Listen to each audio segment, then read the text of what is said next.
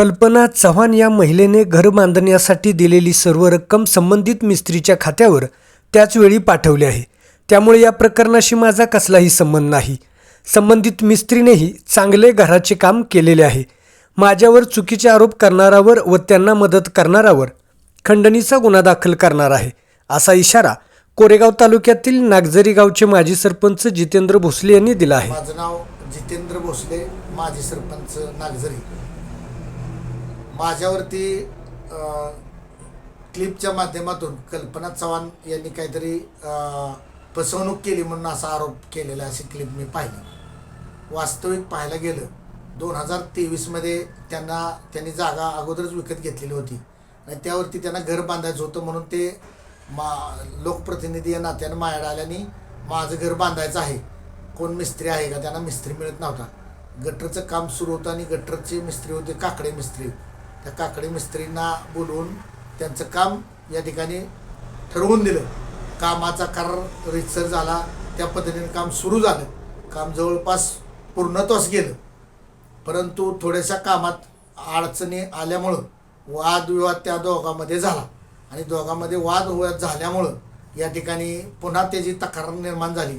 त्यांनी काकडे मिस्त्रींच्याकडं या ठिकाणी हे नसल्यामुळं जी रक्कम जमा माझ्याकडे त्यांनी केलेली होती ती मी रीतसर रक्कम या ठिकाणी त्यांच्या काकडे मिस्त्रींच्या अकाउंटवरती जमा केलेलं आहे. तसा माझ्याकडे त्याचा पुरावा आहे रीतसर. आणि संपूर्ण सगळं काम पुन्हा नंतर त्या घराचं काम पूर्ण केलं गेलं. नंतर पोलीस स्टेशनला तक्रार झाली. पोलीस स्टेशनला तक्रार झाल्यानंतर पोलीस स्टेशननं संबंधित महिलेला आणि संबंधित जो काकडे मिस्त्री त्यांना बोलवून समोर झालं. त्यानंतर काकडे मिस्त्रीने तिथं कबूल केलं की मला सगळे पैसे पोचलेले आहेत आणि तसा त्यांचा जबाब घेतला.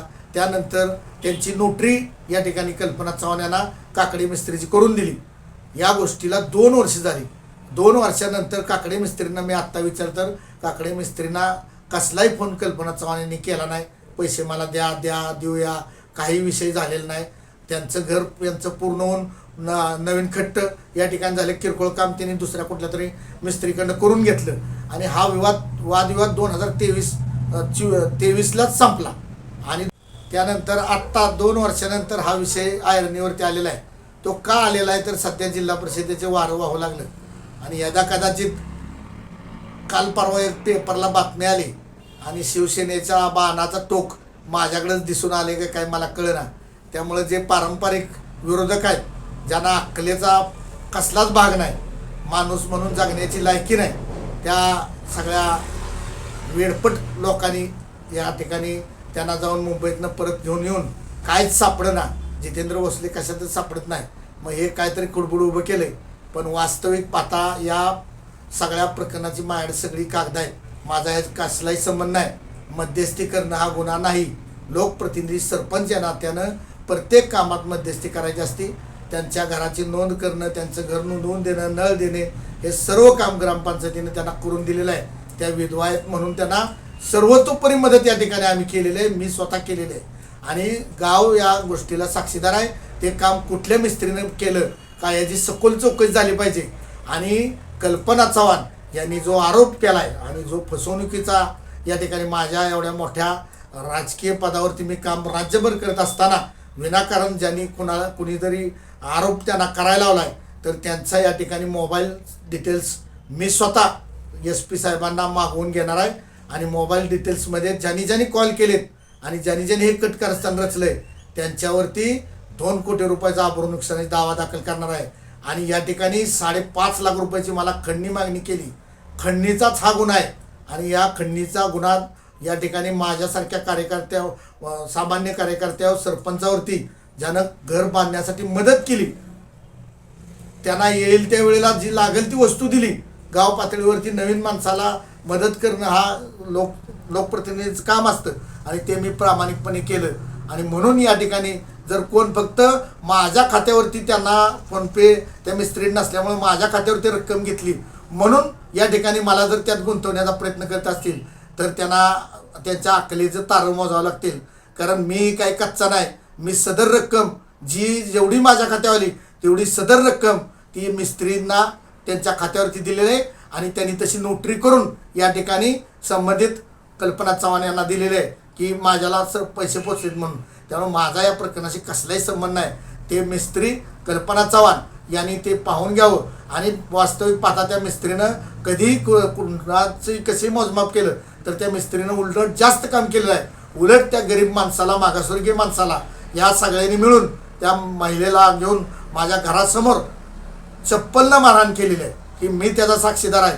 यदा कदाचित जे जे ह्यामध्ये प्रकरणामध्ये आहेत ते सगळं या ठिकाणी शासनानं मी सुद्धा तक्रार दाखल करणार एस पी साहेबांकडं आणि या संबंधितांच्यावर गुन्हा दाखल करा. की राजकारण किती खालच्या पातळीला याचं हे या ठिकाणी घडून नागझरीमध्ये दिसून येते. गेल्या बरेच दिवस मी या ठिकाणी नागझरी हे विषय सोडून बाजूला गेलो होतो, परंतु ज्यांना निवडून आणलं, ज्यांना या ठिकाणी लायकी नव्हती, ज्यांची 10 मतं पडायची, त्या मूर्ख माणसं पुन्हा या ठिकाणी या प्रक्रियेमध्ये येत आहेत आणि त्यांना मदत करणारे जरी कुणी राजकीय मोठं पाठबळ असलं तरी मी आता यावेळेला गप्प बसणार नाही. पाठीमागच्या वेळेला मी सहन केलं.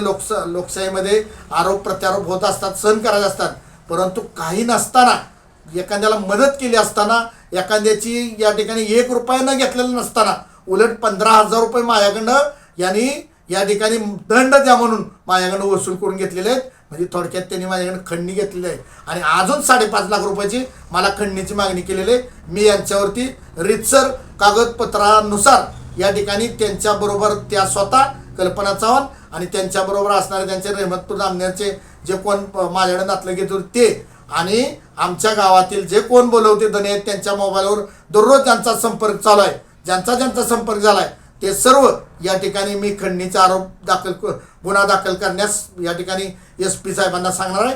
आणि ज्यांनी यामध्ये सहभाग घेतला आहे, ज्यांनी त्यांना हे असं बोलण्यासाठी प्रवृत्त केले त्यांच्यावरती खंडणीचा गुन्हा मी या ठिकाणी, कारण एका आबागी विधवा महिलेला पुढं करून या ठिकाणी पाठीमागून या ठिकाणी खंडणीचा हा प्रयत्न झालेला आहे. हा महाराष्ट्रातील अतिशय गंभीर प्रकारचा गुन्हा आहे आणि हे जर असं घडत राहिलं तर चांगली काम करणारी माणसं या ठिकाणी समाजामध्ये अडचणीत येऊ शकतात. आणि ज्या महिलेला काही संबंध नाही, त्यांचं घराची रक्कम सगळी दिलेली असताना, काम केलेलं असताना जर 2 वर्षानं जर त्यांची रक्कम समजा त्यांची राहिलीच तर 2 वर्ष त्यांनी पोलीस स्टेशनमधनं विषय मिटल्यानंतर मागणी करायला हवी होती. त्यांचे कॉल डिटेल्स घ्यावेत. त्यांनी मला एक सुद्धा फोन केलेला नाही. या ठिकाणी ते काकडी मिस्त्री ज्यांच्याकडे पैसे काम घेतलं होतं त्यांना सुद्धा फोन केलेला नाही. आणि मग पैसे जर तुमचे असते तर तुम्ही त्यांना दररोज फोन केले असते, त्यांना मागणी केली असती, त्यांच्याकडे गेला असता, नाही तर त्यांच्या त्याच वेळेला गुन्हा दाखल केला असता. परंतु 2 वर्षापूर्वी हे प्रकरण संपलेलं असताना गावातल्या राजकीय माणसांच्या नादाला लागून कल्पना चव्हाण यांनी विनाकारण ह्या असल्या भानगडीत पडू नये. त्यांना गावातलं राजकारण माहीत नाही आणि विनाकारण तुम्ही बोलवता धनी होऊ नका. मला त्यांना विनंती आहे की तुम्हाला तुमचं या ठिकाणी तुमचा काही गावचा संबंध नाही, तुम्ही या गावचे नागरिक सुद्धा नाही, परंतु तरीसुद्धा तुम्ही देवाला येता सिद्धनाथाला म्हणून मला जागा कुठंतरी मिळवून द्या म्हणून तुम्ही जागा अगोदर घेतलेली होती. जागा घेऊन तुम्ही तिथं घर चांगलं बांधलेलं आहे, सुंदर घर बांधलेलं आहे, त्यामध्ये चांगलं राहायचं सोडून गावच्या राजकारणाच्या भानगडीत तुम्ही पडू नका एवढा मला त्याला सल्ला आहे. परंतु त्याच्या मागून ज्यांनी कोणी राजकारण केले त्याला मी सोडणार नाही. त्यांच्यावरती रीतसर खंडणीचा गुन्हा दाखल करणार.